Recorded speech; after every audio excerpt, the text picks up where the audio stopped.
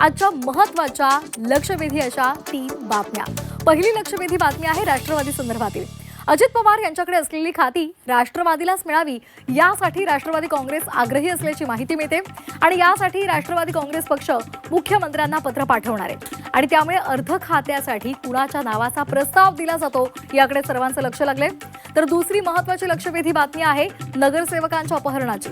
चंद्रपूरच्या 5 नगरसेवकांच्या काँग्रेस नगरसेवकांच्या अपहरणाचा प्रयत्न झालाय आणि वर्ध्यामधल्या समृद्धी महामार्गावर अपहरणाची ही थरारक घटना घडली आहे। या प्रकरणामध्ये एकाला ताब्यात घेतले आणि इतर जे फरार आरोपी आहेत त्यांचा शोध सुरू आहे। या प्रकरणामध्ये अज्ञातांविरोधात गुन्हाही दाखल झालाय।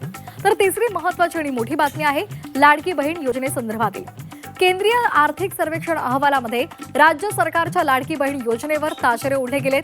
अशा या योजनांमुळे महसुली तुटीचा बोजा वाढलेला आहे असं निरीक्षण या अहवालामध्ये नोंदवलं गेले आणि त्यामुळे लाडकी बहीण योजनेसंदर्भात राज्य सरकार काय निर्णय घेणार याकडे सर्वांचं लक्ष लागलेलं आहे।